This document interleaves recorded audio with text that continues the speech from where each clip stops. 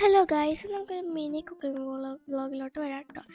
അപ്പോൾ ആദ്യം തന്നെ ഞാൻ ഉള്ളിയൊക്കെ എടുത്തിട്ടുണ്ട്. ഇപ്പോൾ വിചാരിക്കും ഉള്ളിൻ്റെ ഉള്ളിന്ന് നമുക്ക് പരിപ്പറി ചോറൊക്കെ ഉണ്ടാക്കാനുണ്ട്. അപ്പോൾ ഉള്ളി നല്ലോണം നന്നാക്കി എടുക്കണം. അതിൻ്റെ തോടൊക്കെ കളഞ്ഞെടുക്കാം കേട്ടോ ഞാൻ. അപ്പോൾ ഇതിൻ്റെ തോടൊക്കെ എടുക്കണം നേരം കൊണ്ട് അവിടെ ഉമ്മച്ചിയും വേറെ കാര്യങ്ങളൊക്കെ ചെയ്യേണ്ടായിരുന്നു. ഞാൻ ഒറ്റക്കല്ലാട്ട് ചെയ്ത്, എനിക്ക് ഒറ്റക്കൊന്നും അങ്ങനെ ചെയ്യാനൊന്നും പറ്റില്ല. അതുകൊണ്ട് ഉമ്മച്ചി ഉണ്ടായിരുന്നു എൻ്റെ കൂടെ. അങ്ങനെ ഞാൻ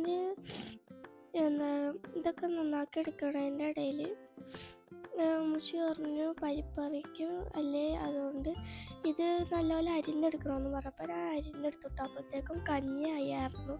അതുകൊണ്ട് ഞാൻ പരിപ്പറി ഉണ്ടാക്കാൻ വേണ്ടി പരിപ്പ് നല്ലോണം കഴുകിയിട്ടു. അതിനകത്ത് ചെളിയൊക്കെ കളയാനായിട്ട് നല്ലോണം കഴുകി. എന്നിട്ട് അതിനകത്തോട്ട് തക്കാളിയും കാന്താരിമുളകും അരിഞ്ഞെടുത്തോട്ടോ. എന്നിട്ട് മഞ്ഞൾപ്പൊടിയും ഉപ്പും ഇട്ടു.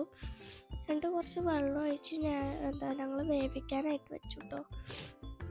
എന്നിട്ട് വേവിക്കാനായിട്ട് വെച്ചപ്പോഴത്തേക്ക് ഞങ്ങൾ മുട്ട ചിക്കിയത് ഉണ്ടാക്കാനായിട്ട് പോയി. ഉമ്മച്ചിയാണ് നല്ലോണം അവിടെ മിക്സ് ചെയ്തുകൊണ്ടിരിക്കുന്നത് കേട്ടോ. അത് നല്ല രസമുണ്ട് കാണാൻ. അങ്ങനെ മുട്ട ചിക്കിയത് റെഡിയായി. അപ്പോഴത്തേക്കും നമ്മൾ വേവിക്കാൻ വെച്ച പരിപ്പറി റെഡി ആയിട്ട് കേട്ടോ. അപ്പോൾ ഫുള്ളായിട്ട് റെഡിയാൻ വേണ്ടിയിട്ട് ചീനച്ചട്ടിയിലോട്ട് എണ്ണ ഒഴിച്ച് കടുകും പൊട്ടിക്കാനിട്ടിട്ടു. പിന്നെ കടുക് നല്ലോണം പൊട്ടാനായിട്ട് ഞങ്ങൾ വെയിറ്റ് ചെയ്ത് ചേർന്ന് വേപ്പില ഇട്ടു. എന്നിട്ട് ആ വേവിച്ച പരിപ്പറി അതിനകത്തോട്ട് ഇട്ടു കേട്ടോ. എന്നിട്ട് കുറച്ച് നേരം വെയിറ്റ് ചെയ്തപ്പോഴത്തേക്കും പരിപ്പറി റെഡിയായി. അങ്ങനെ ഞങ്ങൾ കഴിക്കാനിരുന്നു.